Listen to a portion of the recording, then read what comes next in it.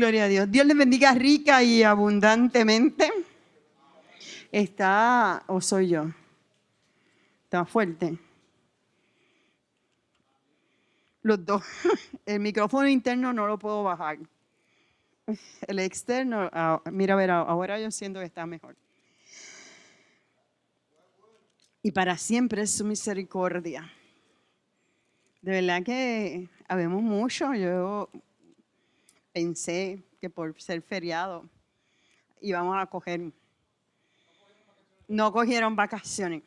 Para poder retomar el tema, para volver a caer a Marcos 12, estamos en Marcos 12, porque tuvimos 2 días, 2 martes, que se extrajeron las 7 palabras. Lo último que hablamos sobre el tema de Marcos fueron los 2 mandamientos, que Jesús reduce todo a 2 grandes mandamientos. Y entonces una de las cosas que yo creo que es un detalle que debemos saber, primero, ¿cuál es el primer mandamiento? A ver si alguien, necesito ayudante porque hoy tengo uno viajando. Gabriel me hizo seña. Gabriel.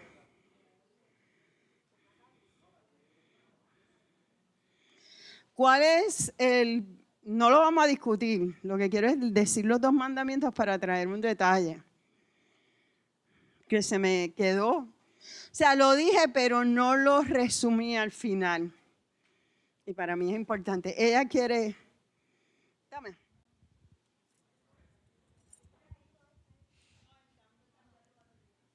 Amar a Dios sobre todas las cosas y a tu prójimo como a ti mismo.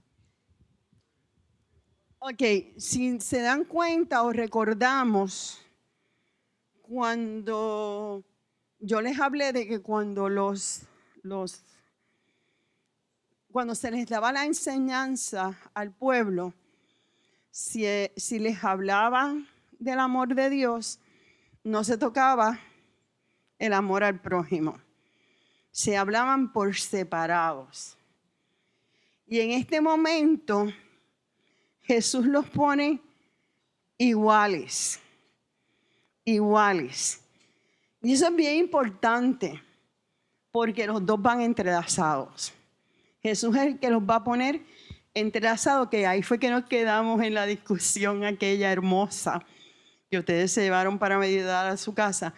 Porque no puede haber un amor mayor que el otro. Y Jesús los pone al mismo nivel, al mismo nivel.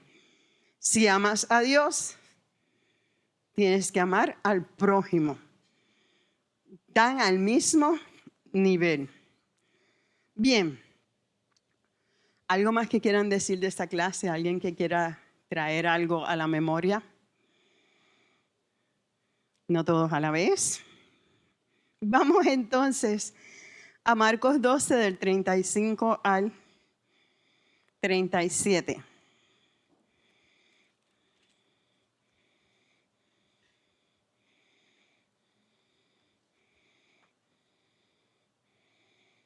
Marcos 12 del 35 al 37. ¿Quién me lo lee?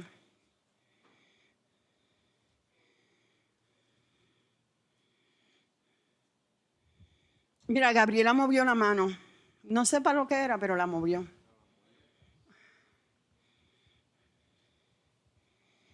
¿De quién es el Hijo de Cristo? Enseñando Jesús en el templo decía, ¿cómo dicen los escribas que el Cristo es hijo de David? Porque el mismo David dijo por el Espíritu Santo, dijo el Señor a mi Señor, siéntate a mi diestra, hasta que pongas tus enemigos por estrado de tus pies. David mismo le llama Señor. ¿Cómo pues es su hijo? Y gran multitud del pueblo le oía de buena gana. Ok, aquí hay varios detalles, pero lo primero que quiero que enfaticemos es dónde comienza la enseñanza. Es algo sencillo. ¿En qué lugar se hallaba Jesús cuando trae verso 35, esta enseñanza?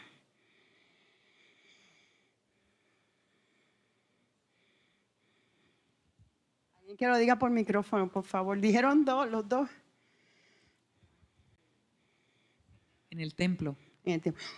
¿Por qué podemos inferir que era tan importante que se dijera que Jesús enseñaba en el templo? ¿Qué importancia tendría el que Jesús enseñara en el templo? Es libre esa pregunta, pero me la tienen que fundamentar. ¿Saben lo que les quiero decir?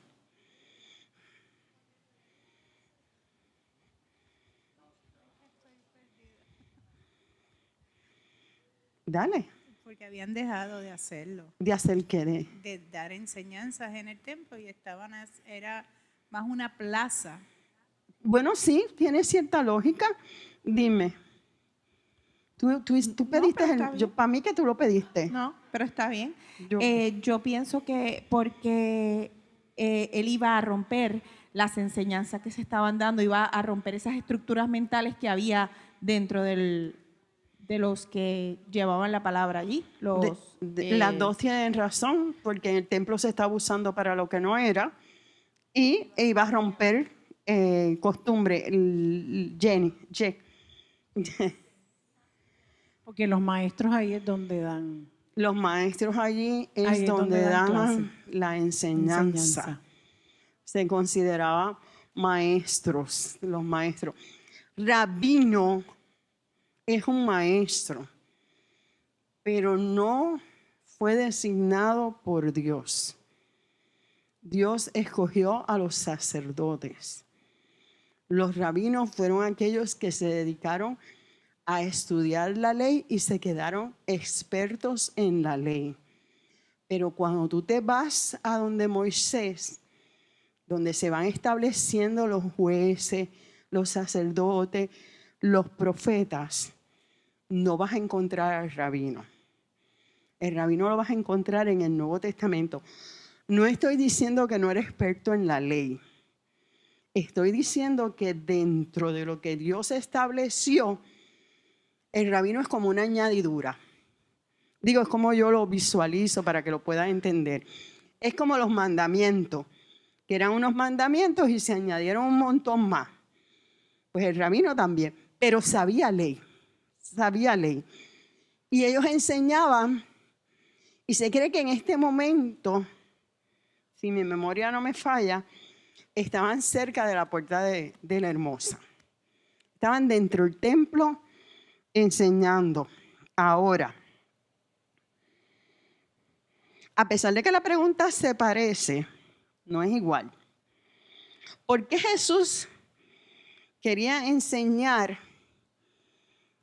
en el templo en realidad?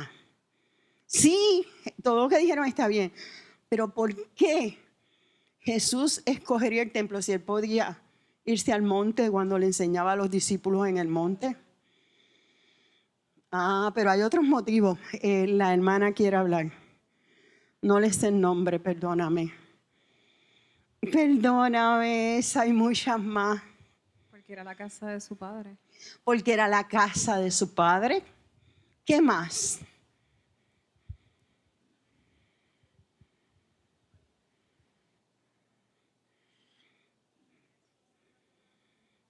Era de sus últimas. Porque era una de sus últimas palabras al pueblo, de sus últimas enseñanzas. Eso también era cierto, porque ese es el último capítulo así de enseñanza. ¿Qué más? ¿Dónde él estaba sentado, aunque lo estemos repitiendo? ¿Estaba sentado en dónde? En el templo. ¿Con dónde se habla con autoridad en esa época? En el templo. ¿Quién era la autoridad en ese momento? Él ya está empezando a desenfocar este templo terrenal para que entendamos el espiritual. Él empieza a determinar unas cosas de forma solapada, tranquilo, para que lo pudiéramos digerir. Igual trabaja con nosotros. Cuando Él quiere hablarnos algo, lo va diciendo de a poquito.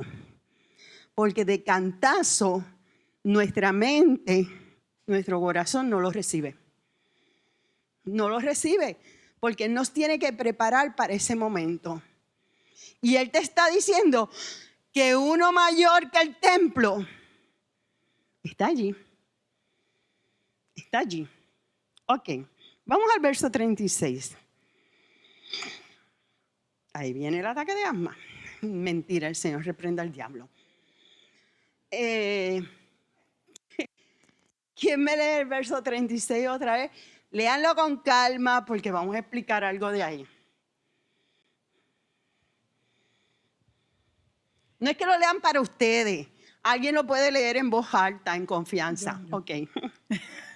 Porque el mismo David dijo por el Espíritu Santo, dijo el Señor a mi Señor, siéntate a mi diestra hasta que ponga a tus enemigos por estrado de tus pies. ¿A quién, qué salmo está citando? ¿Alguien sabe? Gracias, pastor. El Salmo 110.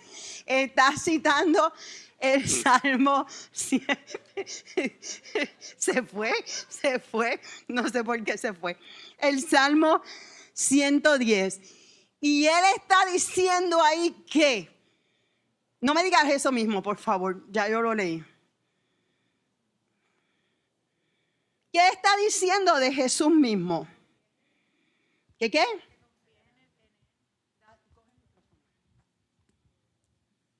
Que confíen en Él, Porque él sería ¿qué? el Salvador, Porque es del linaje de quién? del Rey, ¿De qué rey? de su Padre, de Dios. No, hasta ahí David, estábamos. De David, de David. De David. Él está diciendo ya, ese que están esperando de David, soy yo. Soy yo. Yo soy esa genealogía que está tanto en Mateo y en Lucas. Y no se le voy a decir el la, pero averigüen por qué son diferentes esas genealogías. Y las dos son de Jesús. Y son diferentes. Pero que lo averigüen ellos, pastor, que hagan algo. Vamos a Romanos 1, del 1 al 6. Es que cuando usted lo averigua por su cuenta, se le graba. Sí. ¿Quién me lee Romanos 1, del 1 al 6? Dale.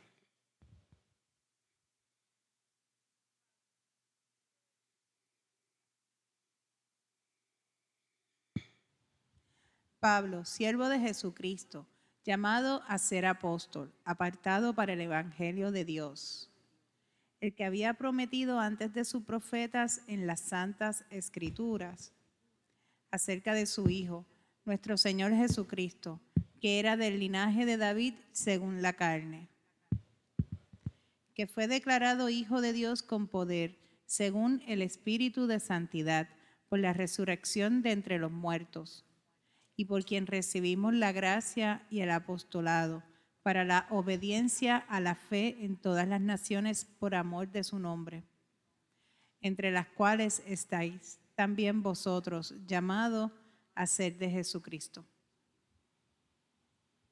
¿Cómo ustedes me conectan esas palabras de Pablo con el Salmo 110 que citó Jesucristo?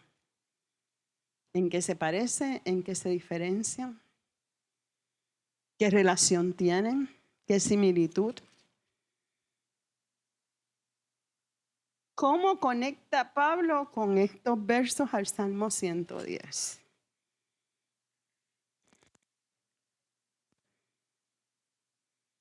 La descendencia.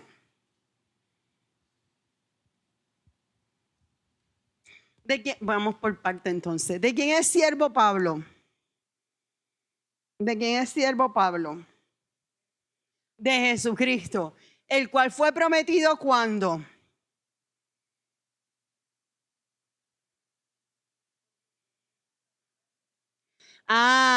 ¿Y qué tiene eso que ver con David? Que fue prometido desde antes de nacer. O sea, Pablo, el perseguidor, está certificando que ese Jesucristo es el que estaba en el Antiguo Testamento. Porque eso es importante que lo certifique Pablo. Se me acaba de ocurrir esa pregunta. ¿Por qué eso es importante que lo certifique Pablo? No me digan que sí, díganme por qué. Porque él es el que va a ir a predicar el evangelio. Porque Pablo estaba en contra de ese evangelio. Pablo persiguió ese evangelio y tuvo que tener un encuentro con él. Y Pablo era del Sanedrín, por lo tanto sabía Biblia y reconoce que ese era el Dios prometido. ¿Ah? De la escuela de Gamaliel, aprendió a los pies de Gamaliel. Y en el tercer verso me dice que nuestro Señor Jesucristo, que era del linaje de David, según la carne. ¿Tiene eso que ver con el Salmo 110? Hermanos, la idea es que usted vea que lo que se dijo en el Antiguo Testamento se cumple en el Nuevo y la Biblia es una unidad. Es una unidad completa. No, entonces, se ve claramente que es del linaje de David. Lo dice Pablo. Sí, pastor, dale un break a ver si despiertan, porque es que están dormidos, pastor. Lo declaró Pablo, según el verso 4. ¿Quién declara a Jesús como hijo de David? No, el Espíritu Santo. El Espíritu Santo declara a Jesús como hijo de Dios. Y en el verso 6, ¿qué ocurre? Que es el único que lo puede hacer. ¿Qué es lo único que Jesús que Pablo no lo hizo? Resucitar y ¿qué?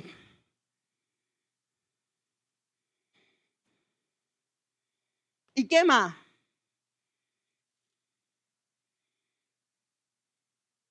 Nos llama a hacer qué. ¿Hacer qué? En el 6 nos llama. Jesucristo nos llama a hacer qué. La semana que viene voy a traerles café. ¿Hacer qué? Una palabra que, oye, hoy no me la quieren decir, creo que no nos conviene. ¿Hacer qué? ¿Hacer qué? Está ahí, en el 6. Pues no es lo que yo estoy leyendo, perdón. ¿Hacer qué en el 7? ¿Hacer qué? Santos. Hacer santo, y es el 7. Hacer santos. Nos llama a ser santo. O sea, yo acepto a Jesucristo, pero mi llamado es a santidad. La que está dormida soy yo. Eso puede pasar. Nos llama a ser santos. O sea, me está confirmando que lo que dijo David es cierto. Vamos otra vez a Marcos 12.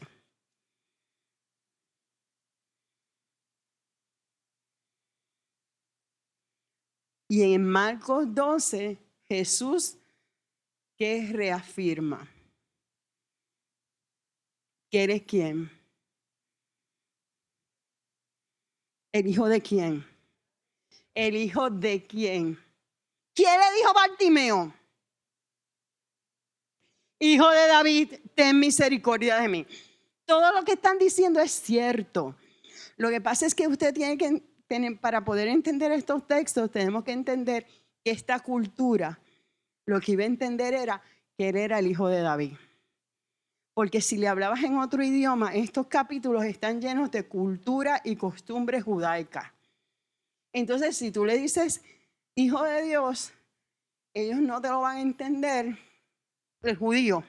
Y por eso ahí en esos capítulos lo que vamos a ver es mucha cultura judía, porque ellos lo que conocían era la promesa del hijo de David.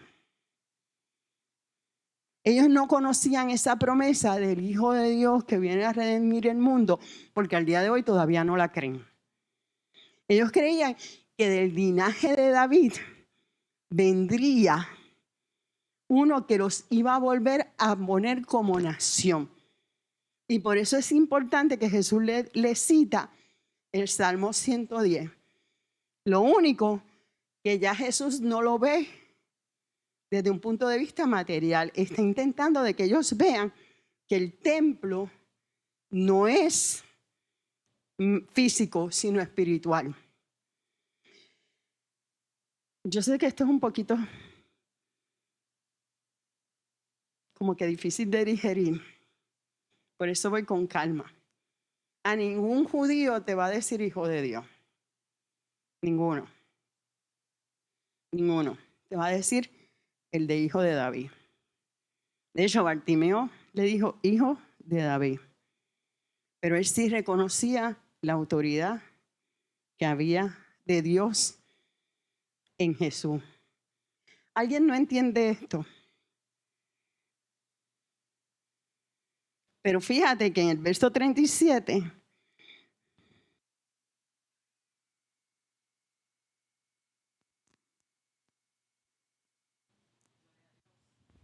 aleluya, aleluya, ya. Le vuelven a preguntar cómo puede ser hijo este. Pero es porque todavía ellos están esperando un gobernador. ¿Estamos claros hasta ahí? ¿Como las aguas turbias del río Nilo o están como las aguas de Damasco? ¿Estamos claros?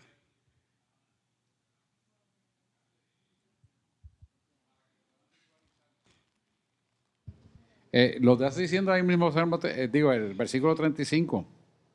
Cuando lo lees, te dice, o sea, tienes que entender que esto corresponde a la encarnación, es decir, Dios haciéndose hombre y morando entre los hombres. Lo dice ahí cuando dice, y respondiendo Jesús decía, enseñando en el templo. Parece que le está hablando a los fariseos. Ah, sí, ya los escribo. Y Mateo 22, 41, por ahí también te lo explica. Mateo, sí. Sí, acuérdense, en el templo los que estaban eran los que querían escoger a Jesús.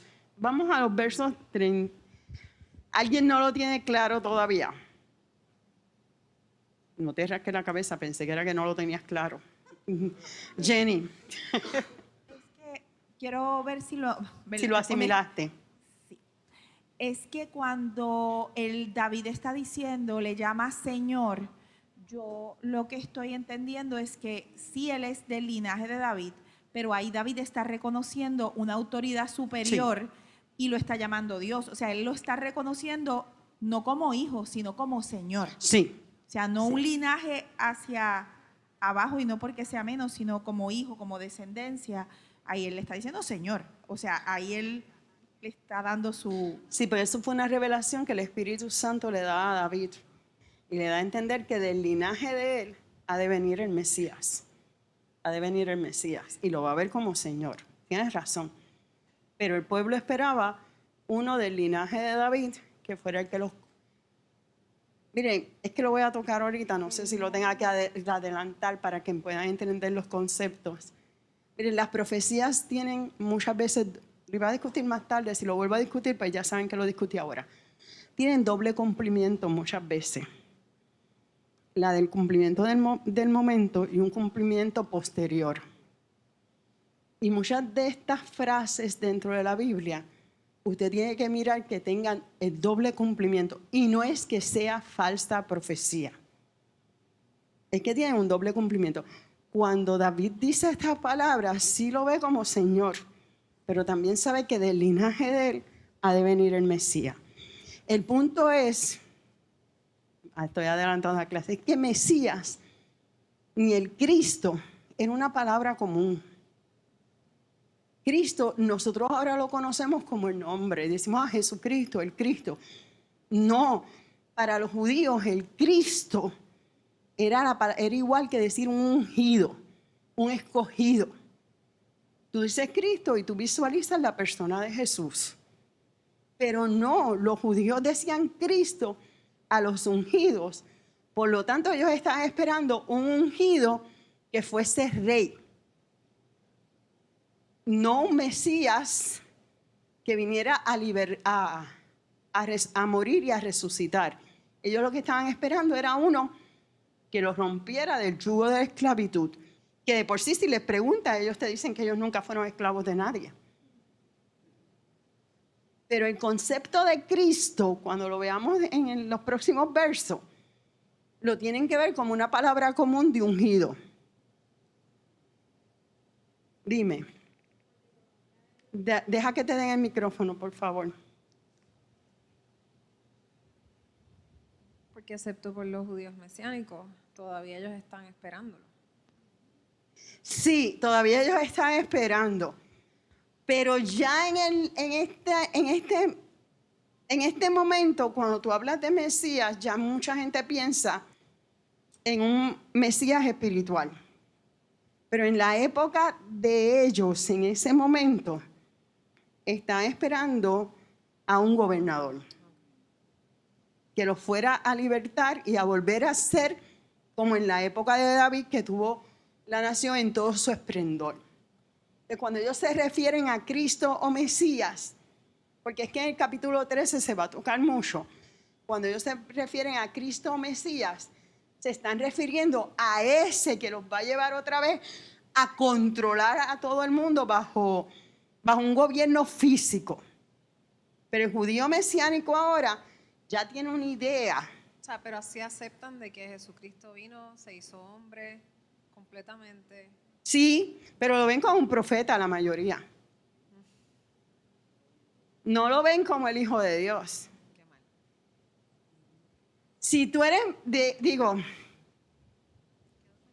o eres judío o eres cristiano. ¿Me entendiste? Esas dos cosas. No estoy diciendo que un judío se convierte y puede ver más claro muchas cosas en la palabra, pero no puede seguir llamándose judío. O eres cristiano. Desde mi visión, tú puedes diferir. Pero hay que tener mucho cuidado con ese término moderno de judíos mesiánicos. Hay que pasarlos por un filtro, porque te están cogiendo. O sea, el Antiguo Testamento se cumple en Cristo. Y de hecho, sé la lectura, el pastor a lo mejor sabe dónde está, no sé si es Efesios o Romanos, que dice que no podemos volver a los rudimentos antiguos. O sea, el problema que yo veo, lo puedes estudiar por tu cuenta y nos sentamos, es que el judío mesiánico cree en Jesucristo, los que yo conozco, pero quieren seguir con los rudimentos antiguos. No, porque tú eres libre en Cristo. Y al tú ser libre en Cristo, tú no guardas esas fechas, tú no guardas esos ritos, tú no guardas esas costumbres. Porque ya tú no eres judío, eres cristiano.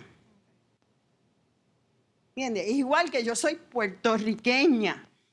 Ok, pues hay unas cosas de mi cultura que por ser cristiana ya yo no las practico. Porque soy cristiana. Pero hay cosas que no las debo practicar. Pero el problema del judío mesiánico es que muchas veces quieren traer esto acá. Y el problema de eso es que invalida el sacrificio de Jesucristo en la cruz del Calvario. ¿Me vas entendiendo la línea por donde voy? Lo ven entonces como un profeta, otro profeta más de la Biblia, de la palabra. Pero es que una vez que como lo ves, cuando lo veas como Cristo Redentor, no vas a seguir estos rudimentos. Okay. Le pregunté a uno de mis mejores amigos que es judío. Perdóname, pégate el micrófono. Le pregunté a uno de mis mejores amigos que si él creía en Jesús y él me dijo, sí, él es un profeta que él vino y yo me quedé como, Ajá. okay. Y Mahoma también cree en Jesús. Y Mucha ahí me di gente cree en cuenta que Jesús. definitivamente es verdaderamente judío y él todavía no está en la aceptación de que verdaderamente Jesús es el Hijo de Dios y que vino a salvarnos. Hay iglesias judías, cristianas, judaizantes, lo que se llaman judaizantes. Hay una en Cagua, yo llegué ahí. Pero yo no venía aquí todavía.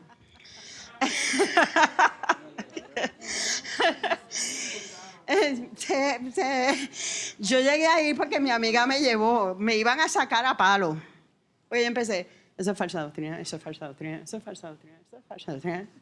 ¿De dónde tú te sacas eso? Porque la Biblia me dice esto, me dice esto, me dice esto, me dice esto. Y aman a Jesús.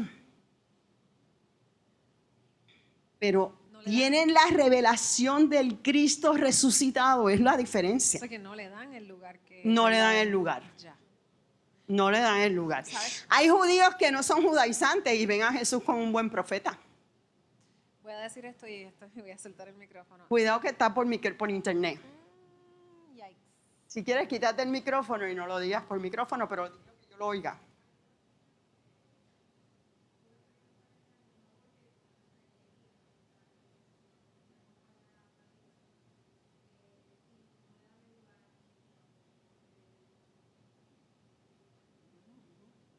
Yo te diría más, habemos cristianos que no le damos el lugar a Cristo.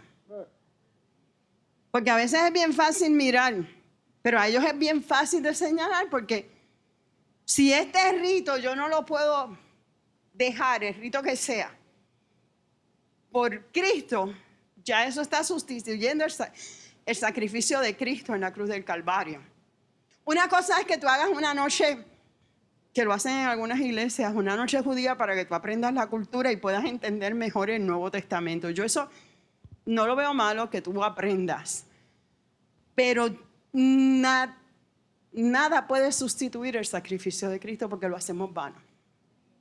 Y habemos cristianos que arrastramos costumbres no de los judíos, costumbres nuestras, y las ponemos sobre el sacrificio de Cristo. Mira qué sencillo que tuve una conversación hoy. Es que la sangre de Cristo a mí me perdona de todo pecado. Y en el momento fui perdonada de todo pecado. Pero es que tengo que ir a hacer esto para que yo pueda entender que Jesucristo me perdonó. Estoy anulando el sacrificio de Cristo en mi vida. Es que yo tengo que pagar, estoy hablando de iglesias cristianas, tengo que pagar para que mi pecado sea perdonado. Mi pecado fue pagado en la cruz del Calvario. Yo doy por gracia, por gracia recibiste. La ofrenda y el diezmo lo doy porque yo adoro a Dios, no para comprar la gracia de Dios. No para comprar su benevolencia. Y hay cristianos, como yo digo, primos en Cristo, que compran como la primogenitura que se vendió. Lo arrastramos. Yo no estoy diciendo el pago de indulto, pero lo hacemos dentro del pueblo de Dios, desgraciadamente. Pero no estoy diciendo que usted en un momento dado no lo haya hecho y no por eso se vaya a condenar. Es lo que quiero traer.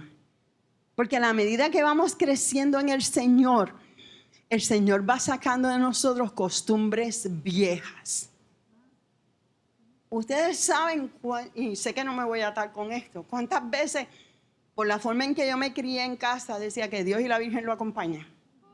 Y estaba en la iglesia evangélica. Y como en mi casa todo el mundo lo decía, para yo sacar eso de aquí porque sale de aquí, no sale de acá, tuve que cortar. Tuve que pedirle a Dios que limpiara mi boca, cambiara mi pensamiento y cortara eso, porque traemos de acá. Y así hacemos con muchas cosas. La pastora quiere hablar. Ave María. Ay, Virgen Santa. Y son frases que en verdad no se suponen que esté en la boca de nosotros como cristianos redimidos. Y no nos damos cuenta. Porque no quiero tampoco que caigan en una depresión. Usted va a coger, sí, ay, perdí la salvación. No, pero eso tú lo traes a través de la vida. Y el problema es que volvemos a lo que estábamos. El judío mesiánico se aferra a su... El judío es bien cultural, bien tradicional. Bien tradicional, y el musulmán también. Vete a Río Piedra a ver si no a las 3 de la tarde hay una área en específico que están aureando allí con las alfombras de arrodillado en el templo. Y paran los negocios. No fallan. Y no fallan. Y mirando para el norte. Sí, es para la Meca. Yo no estoy diciendo que... Yo entiendo que Dios no... Hay gente que no se atreve a orar de espalda a este altar evangélico. No se atreven. Esta iglesia no, pero yo digo iglesia, que ellos te cambian la silla, porque a Dios no se le puede dar la espalda. Estamos limitando a Dios. Religiosidad. Pero la traemos al templo. Yo Dime, pienso mami. que justo cuando Jesús habló con la samaritana, Ujú. ahí él le explica a ella que iba a llegar un momento donde no íbamos a tener que hacer absolutamente nada de eso, que íbamos a poder adorar al Señor en cualquier lugar. Y en espíritu y en verdad. No podemos, porque miren, usted lo ve así, es que usted está invalidando el sacrificio de Jesucristo. Usted está invalidando la sangre de Jesucristo en su vida. Si usted no lo sabía hasta hoy, no se problema, no hay problema. Pero lo que Dios le revele que usted tiene que ir quitando, quítelo. Quítelo, porque lo que Dios quitó de mi vida, como el Ave María Purísima Ese y otras cosas, me las quitó a mí. A lo mejor usted nunca las dijo, pero a lo mejor tiene otras cosas. A lo mejor tiene un recorcholis y lo tiene que eliminar. Dígame, Margaret, que voy para... Por lo menos sé que están entendiendo. Es que muchos cristianos encajonamos a Dios. Tenemos que sacar a Dios de la cajita. Eso yo sé, sí. Ahí viene, sí. Es que me acordaste algo. Pero déjame callarme. Vamos a los versos, yo lo he traído aquí otras veces, a los versos 38 al 44.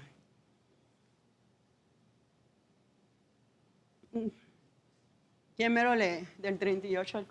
¿Quién es yo? Viene por ahí.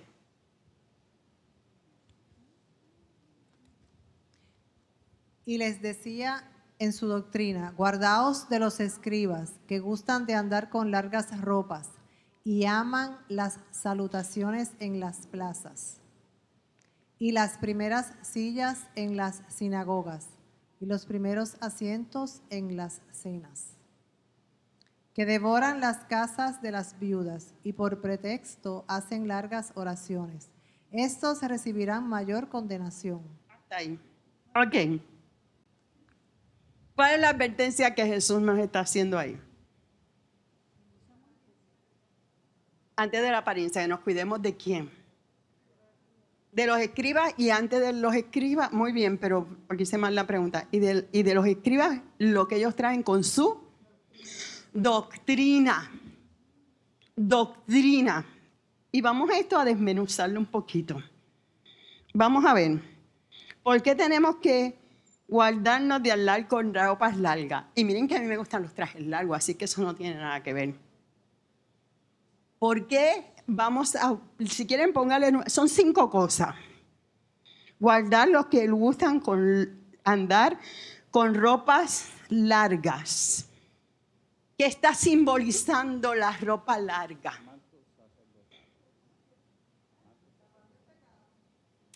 Porque el pecado está interno y la ropa está ¿cómo? Hacia afuera, externa. Cuidado con los que tienen una apariencia externa de santidad. Cuidado con los que andan. Miren, hay gente que te toca la puerta sábado por la mañana. Yo me tiro al piso para no atenderlo. El jueves a veces. Y yo a veces digo, hoy no los quiero atender, qué sé yo. No, pastor, yo no lo dije. Pero a veces los atiendo porque ellos, si tú no los atiendes, ellos reciben premio en el salón, si ustedes no lo sabían. Sí. Si tú no los atiendes, ellos cuando van a testificar dicen, es padecido por la causa y reciben premio. ¡Wow! Y yo a veces voy y le digo 2 o 3, pero no siempre. A veces no tengo ganas de hablar para que que reciban el premio. Pero es apariencia externa. No, yo no los entro, yo hablo en la acera. Yo no estoy diciendo que los recibí ni le di pan con chocolate ni nada de eso. No. Pero fíjense, dejando a nuestros primos, a veces nosotros tenemos apariencias externas. Y tenemos que cuidarnos. No todo el que dice Señor, Señor, entrará en el reino de los cielos. Esa es la primera. La segunda, aman. Yo no te saludo escondida allá atrás. Yo me voy a la plaza de Guaynabo. Yo no sé si Guaynabo tiene plaza y con un megáfono. ¡Fulano! ¡Mengano! ¡Perencejo! ¡Aquí estoy yo! ¿Para qué es eso? ¿Para buscar qué? Expectación. Para sobresalir. Para ser reconocido. Hermano, quien te tiene que reconocer es Jesucristo. Tú te puedes sentar en la esquina, aunque ahora está Rafa adentro, pero vamos a suponer que está ya metido. Allá en aquella esquina donde él se mete, Dios lo está viendo. Y él no tiene que... No estoy diciendo que no lo saluden, que no lo reconozcan y que no se vayan temprano para que él se pueda ir temprano. Eso es aparte. Lo que quiero decir es que tú no tienes... Tu momento llega. Y Dios saca de atrás y te trae al frente. Este me gustó, este tercero, porque yo se los había dicho hace años. Las primeras sillas en la sinagoga y los primeros asientos en la cena. No se me vayan mal para allá atrás. Pero la gente en esa época se sentaba al frente para buscar reconocimiento. No, nadie los quiero allá atrás. Ustedes siempre se sientan ahí cuando... No. Usted se queda ahí. Pero la intención de ellos sentarse en las primeras sillas era ¿qué? Para que los vieran. Y los reconocieran. Y tenemos otro cuarto. Devoran las casas de las viudas. Devoran las casas de las viudas. Y hacen largas ¿qué? Oraciones. Yo no estoy diciendo que el Espíritu no lo tome usted. Y usted empiece a orar por ahí e interceder. Y que Dios lo use con poder en una intercesión. Eso es una cosa. Con pretexto para que vean mi verborrea. Verborrea es una palabra bien dicha. No estoy diciendo una mala palabra. Por si acaso. Y dije, cuando sepan que yo sé decir esa palabra, van a decir, adiós, Nitza se sacó lo fino. La palabra de domingo. No es lo mismo yo preparar una oración para que ustedes digan, ¡wow! ¡Qué espectacular! Y de que los hay. Los hay. La cuestión es dar con ellos. Ellos, los escribas, no se ocupaban de la necesidad de los demás, que las devoraban. Ellos la devoran con pretexto. Y ahí pueden pasar muchas cosas, pero si algún día estudiamos Efesios y Pedro, lo tocamos. Porque hay que tener cuidado quienes visitan las casas. Para ir a la casa, pero de la viuda. De la viuda. Ok. Apúntalo, de la viuda, de la mujer que está sola. Y hay que tener cuidado con unas cosas. Pueden pasar muchas cosas. Lo que pasa es que la Biblia también te habla de cómo tú visitar, de dónde tú visitar, con quién tú visitar y cómo hacerlo. pero como no estoy en ese tema ahora, pero usted nunca debe visitar solo. Digo, tiene que ser una visita que de verdad sea tu mamá o tu papá. Usted debe visitar siempre de 2 en 2. Eso, por muchas cosas, no solamente por el que dirán. Anoche tocábamos ese tema. ¿Contigo fue que yo lo toqué, Zulma? De 2 en 2, no sé. Yo sé que yo venía, yo creo que sí, porque yo decía, porque también vamos a poner, yo voy con Maricel a casa de Migdalia, son mujeres, pero Migdalia tiene una necesidad y mientras Maricel le ministra, yo puedo estar orando. Y Maricel siente la fortaleza y empieza a hablar en el espíritu porque está la otra persona intercediendo. Por eso es que no es solamente por evitar malos entendidos, es que pueden pasar muchas cosas. En el caso mío, yo siempre, puede malinterpretarse también, pero, y puede una manifestación y se necesita ayuda. Yo siempre le pido a Dios que me ponga alguien al lado que sepa cantar, pero no es nunca, no me ha dado ese de eso. Pero siempre uno ministra, el otro ora. Mire, y en orden. Ministra, el otro ora. Así con los enfermos y así. Y esta gente parece que acostumbraba a visitar solos. Es lo que yo entiendo. Y en eso hay que estar. Mírate los amigos, los primos. Los primos van en bonche los sábados. De 3 en 3. Y entonces el líder se queda en la esquina y lo diseminan. Tú te vas para allá, tú te vas para allá, tú te vas para allá y coge la urbanización en un momentito. Y no tienen a Cristo y lograron que la corte les abriera a las comunidades de control de acceso. Y no tienen a Cristo. Y lo lograron. Que nosotros con el poder de Dios, eso es una nota al cárcel, perdón. No estaba en el libreto. Ahora, ellos se estaban fijando, si ustedes saben esas características, en la necesidad de quién, del pueblo o de ellos. De ellos. De ellos. Y Dios quería, no lo voy a decir, pero es cierto, tienes razón. En la necesidad de ellos, cuando Dios quiere que tú te fijes en la necesidad del hermano, de lo que el hermano necesita, de lo que le falta, y no necesariamente es económico. A veces necesita, ¿cómo estás, Jeremy? Bien, ¿cómo te fue el día?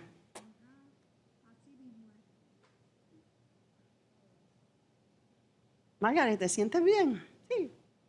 Es que no te vi tal día. Ah, qué bueno. No, eso no lo tiene que hacer el pastor. No estoy diciendo que no lo haga, pastor. Ahora no se recueste y no lo haga. Es que usted sabe quién se sienta a su lado todos los domingos. Usted sabe quién se sienta atrás todos los domingos. Y al pastor se le puede pasar. Entonces, si usted viene aquí más que a llenarse, no estoy diciendo que ustedes sean así. Nos podemos convertir en esto. En que hay que empezar a dar por gracia lo que por gracia hemos recibido. Cuando usted se ocupa de la necesidad del hermano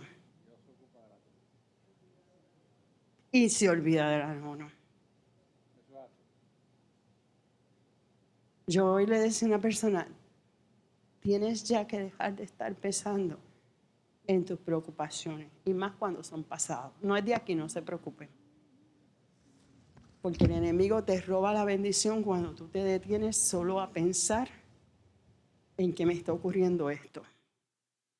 Me decía, pero es que el ataque del enemigo es grande. Siéntate a contar las bendiciones que Dios te ha dado. Y me decía cosas, y yo le decía, y si eso no te hubiese pasado, hoy no estarías como, no estaría vivo. Exacto.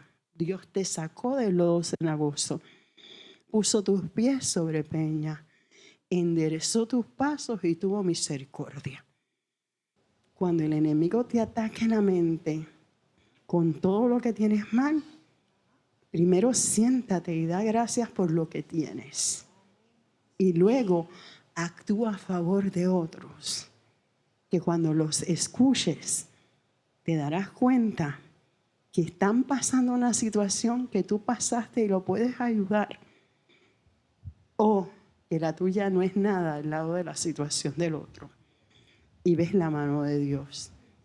Pero estos escribas, que lo que buscaban era tener ropas largas para ser llamativos, lo que buscaban era altavoces para decir cómo eran sus oraciones largas, no estaban buscando el bienestar del otro, sino el ser visto por la gente.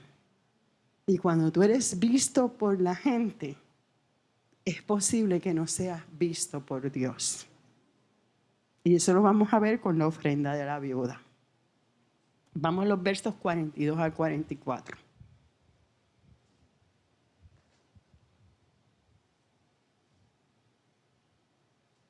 Yo no los estoy regañando, eso son cosas que Dios me ha enseñado a mí.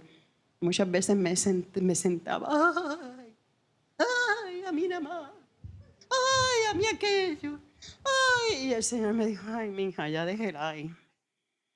Y empieza a mirar lo que Dios ha hecho. Sí, yo no voy a decir que no porque no soy santa. Ay, Dios mío, pobre de mí. Es que he hecho tanto mal. Y ahí el Señor lo digo porque lo traje hoy, no aquí. Y el Señor me decía, cuéntame, para yo justificarte. Y entonces me limpiaba. Y yo decía, ¿qué pasé esto? Pequeño. Porque entonces somos los más pecadores. Mi culpa. Y el Señor me dijo, pero si ya yo llevé la cruz para tuya en la cruz del Calvario, ¿qué tienes tú que estarte pensando en eso? Andemos en lo que Dios nos ha dado, en la promesa de salvación. Ya buscaron el texto, ya pueden leer, ya yo hablé mucho. Estando el 41, ¿verdad?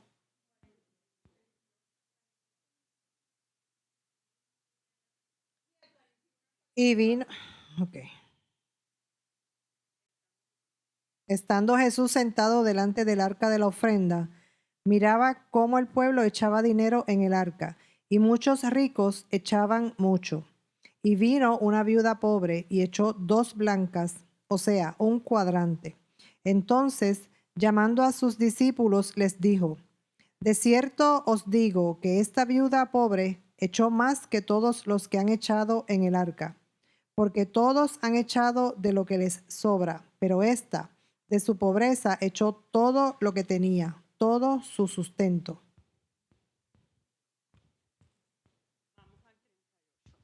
El 38. Perdón, 41. Perdóname esa. Ok, está en el templo, porque el arca de las ofrendas está en el templo. Pero ahí hay un detalle.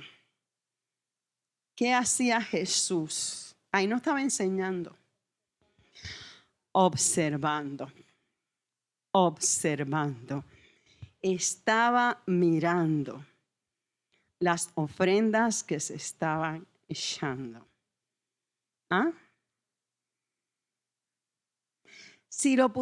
Tienes razón, pero si lo pongo así, era como si él estuviera diciendo, ok, este es mi ofrendón y este no.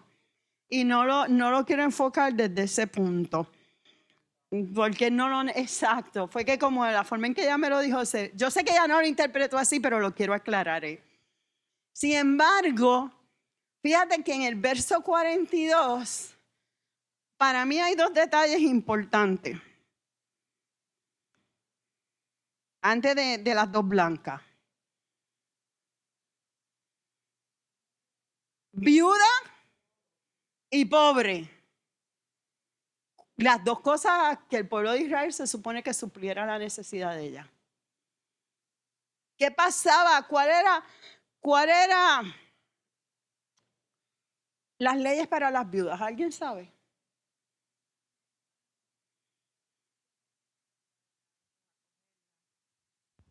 El hermano del fallecido tenía que acogerla como en la familia como mujer y mantenerla. Si este hermano moría, le tocaba al otro y así seguía. No se dejaba desamparada. Fíjate que anterior te está diciendo, mira esto, lo que están haciendo, grandes salutaciones, esto, aquello. Pero esta viuda es pobre,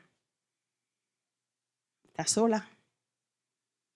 Y en medio de eso, ¿qué recalca el Señor de esa viuda? Echó 2 blancas. 2 blancas.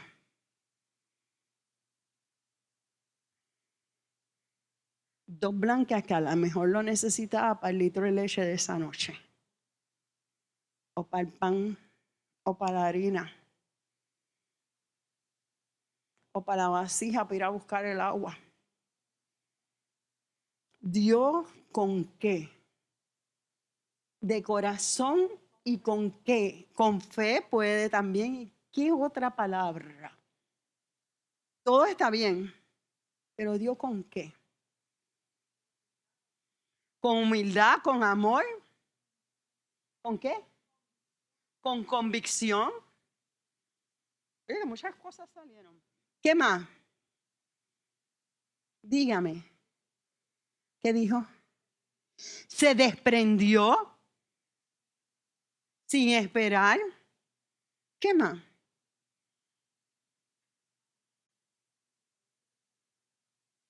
Tenía que haber gratitud. Para dar a ella de él tenía que haber gratitud también.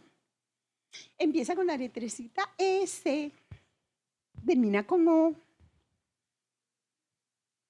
Todas están bien porque yo no había visualizado tantas cosas y están bien. Sacrificio. Dio con sacrificio. Y todo lo que ustedes dijeron estuvieron fabulosos, ¿saben? Porque yo no los había visualizado y es verdad.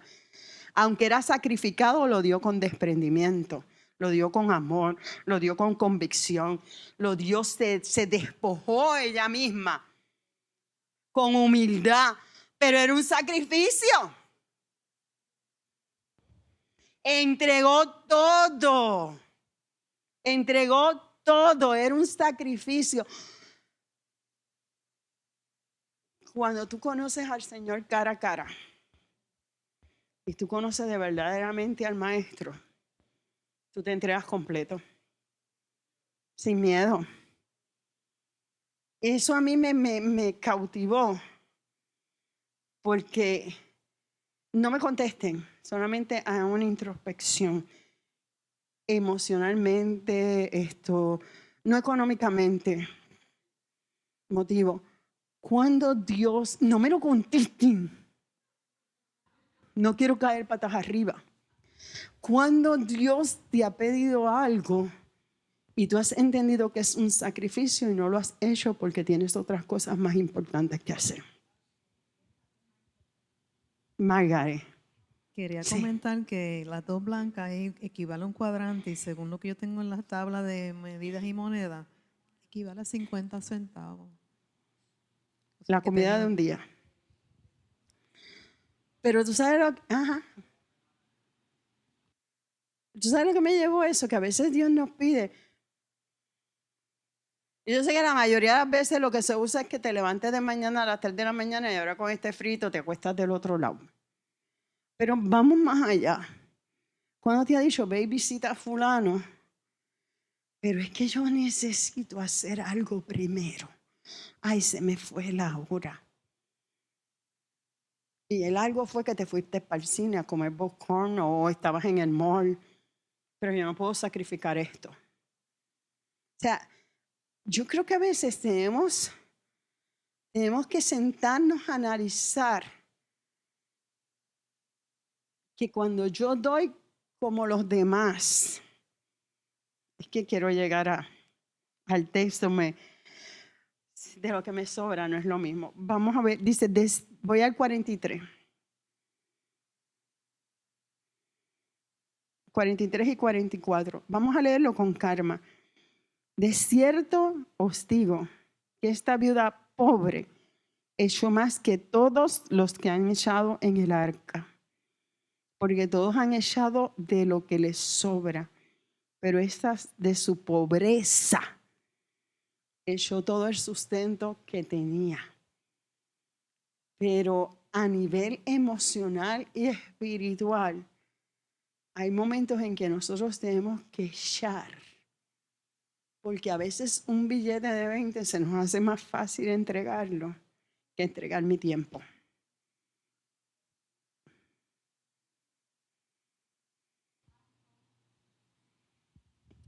Pregunta. Dime. De, Pensé que ibas a hacer algún comentario. no, bueno. De estas ofrendas que daban la gente a veces hasta sin poder. Los sabios, los escribas, los maestros de la ley, ¿se beneficiaban? Sí. Las vestimentas caras que ellos Sí. vestían. Okay. Por eso es que anterior a eso te está hablando de esas vestimentas y eso, y no están mirando la necesidad del pueblo. Ya estoy atando lo que dijiste. No están mirando ellos eran, se supone que no, pero estos eran medios corruptos.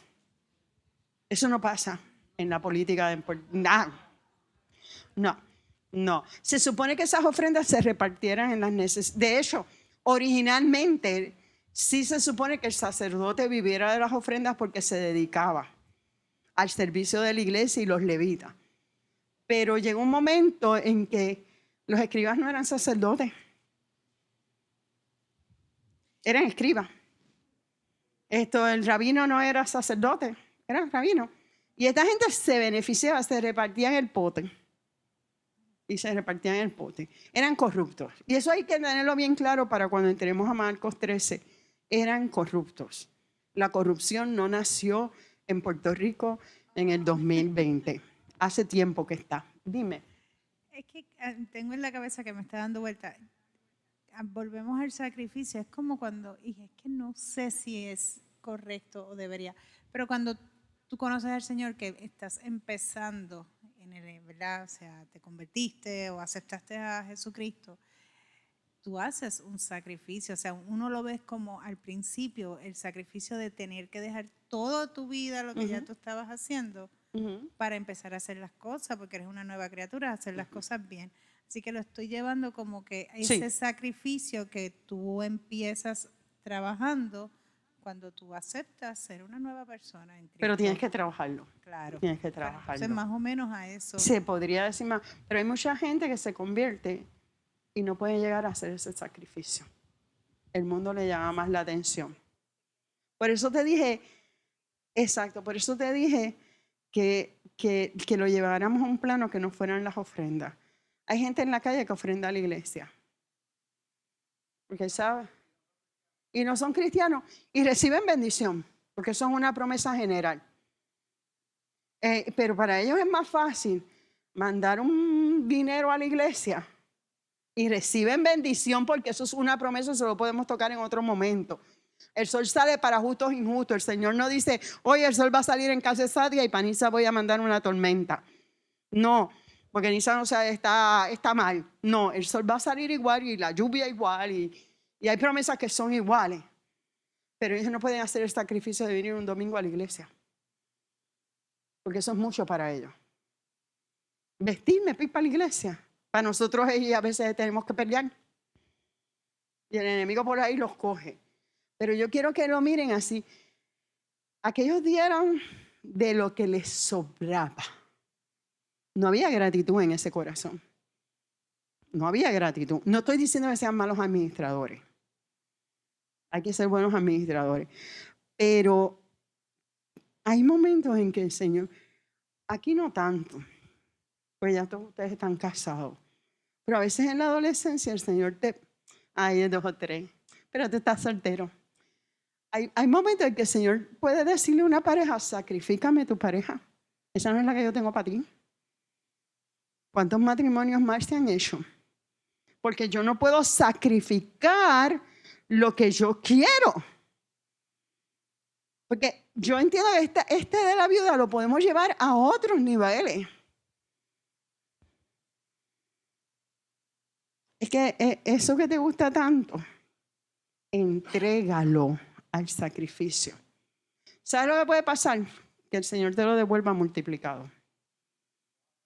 Porque lo que está mirando es que está cambiando de ti la actitud del corazón, porque se convierte en un punto idolátrico. ¿Cuántas veces no tenemos una muda de ropa de bebé, de qué sé yo, que no puedo salir de ella porque con esa salió el nieto, el hijo, el abuelo, todo el mundo del hospital? Y la metemos en almidón y yo no puedo sacrificar eso. Eso se convierte en, no estoy diciendo que ahora vayan y vacíen los closets, pero si el Espíritu se lo dice es porque a veces se convierte en un punto idolátrico. Es algo que los ata a su corazón. Yo nunca he sabido para qué la gente guarda los ombligos de bebé. De verdad que no lo sé. Pero se convierten en puntos idolátricos. Y entonces el Señor nos está pidiendo que traigamos al altar el sacrificio. Hermano, y aquí el pobre pastor puja todos los domingos. Que no me vea ni me oiga. Pero porque ustedes no hacen sacrificio de alabanza por su cuenta. Él no me está viendo. Ay, que no quiero. Alcen las manos. No voy a alzar nada. Hermano, tú eres quien te pierde la bendición y la palabra te dice, tráeme sacrificio de alabanza. Ah, me oyó, pastor, estaba allí. ¿Quién se beneficia? Es que, miren, yo creo que nos ponen, yo lo he pasado, yo lo he vivido. Me ponen crazy glue, me pegan, después me ponen cemento y no. Jesús, Jesús, Jesús, santo. Y entonces viene el pastor y te dice, y esto se pone la risa. No se lo tiene que decir el pastor. La Biblia dice, sacrifícame alabanza en el momento que estés. No importa la situación que estés viviendo, porque si estás feliz no estás sacrificando alabanza, estás contento. Cantas solo. Bailas en una loseta y brincas como los corderitos de la manada y te vas con David a danzar, danzar, danzar. Tienes que sacrificar alabanza cuando no quieres. Y la viuda hizo eso. Sacrificó lo que tenía. Creo que nos van a poner en disciplina. Analicen en qué áreas Dios quiere que tú entregues un sacrificio. Nos ponemos en pie. Me van a mirar el domingo a ver si los estoy mirando. Y me les voy a parar al lado. Acuérdate del sacrificio de alabanza. Meditemos un momento. Cada uno sabe que tiene que sacrificar en el altar. A veces tenemos que dejar a nuestros hijos, a nuestros nietos. Dejar que sea Dios quien trabaje en ellos y no nosotros. Tenemos que sacrificarlos. Como Abraham llevar a Isaac al sacrificio. A veces son actitudes de nosotros. A veces son pensamientos contrarios que tenemos. Pero solamente Dios sabe porque Dios brega con cada uno de nosotros. Lo que yo tengo que sacrificar no es lo que usted tiene que sacrificar. Pero sobre todo, nunca deje de sacrificar alabanza, no importa la situación que esté viviendo. Aquí estamos, Señor, como la viuda. Hoy queremos darte eso que nos duele. Eso, oh Dios, que en verdad no queremos desprendernos. Hoy vamos ante tu altar a entregar, oh Dios, a entregar los pensamientos negativos, los pesares, los afanes, los pensamientos donde decimos, ay, esto no va a cambiar, la falta de fe, la incomprensión. Tantas cosas, oh Dios, que tú nos pides que entreguemos, como hizo la viuda. Pero la viuda lo hizo con gozo, lo hizo con alegría, sabiendo que tú, oh Dios, ni siquiera ella sabía que tú la estabas mirando. Pero hoy, Dios, sabemos que tú miras lo profundo de nuestro corazón, que tú eres el Dios que conoces hasta el tuétano de nuestros huesos. Y tu Espíritu llega ahí para transformarnos. Señor, cambia todo lamento en baile. Cambia toda tristeza en alegría. Quita toda desesperanza en esperanza. Devuélvenos, oh Dios, si alguno lo ha perdido, el gozo de tu salvación. Ayúdanos, oh Dios, en esta hora a como el águila remontarnos sobre las nubes. Oh Dios, danos un nuevo plumaje y ayúdanos a ver tu gloria, verte cara a cara, para que podamos entender que tu sacrificio es mayor que cualquier cosa que nosotros estemos viviendo. Hemos orado en el nombre que es sobre todo nombre, en el nombre de Jesús. Amén. Amén, amén. Dios les bendiga. Denle un aplauso al Señor, claro que sí. Le voy a dar este concepto del sacrificio de alabanza para que se lo grabe en la mente. Cuando usted hace un sacrificio de alabanza y adora en espíritu y en verdad en el sacrificio de alabanza, mire esto.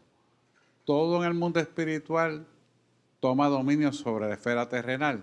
Cuando usted decide hacerlo, a nivel espiritual sube, entonces el plan perfecto sobre la faz de la tierra en favor de usted toma vigencia. A veces se atrasa por eso mismo de no dar sacrificios de alabanza a Él. Porque el sacrificio de alabanza no solamente es cántico y aplaudir, es en el corazón que nace. Para que la bendición descienda del cielo, es necesario el sacrificio de alabanza. No es que a veces es necesario, porque nace del corazón que tiene fe en el autor y el consumador de la fe. Y Él tiene que consumir esa fe en el sacrificio de alabanza. Cuando Él la consume porque usted la realiza, usted es bendecido. No. Señor, gracias por esta enseñanza hoy. Permite que cada día más podamos crecer a la estatura de un varón perfecto. Ayúdanos a bien las cosas que hemos de hacer. Sea tu nombre glorificado ahora y siempre, porque sellado estamos contigo hasta la eternidad. Y como siempre te decimos, a ti solo miramos, a ti solo escuchamos y a ti, mi Dios, solo serviremos. Hemos orado en el nombre de Jesús. Amén.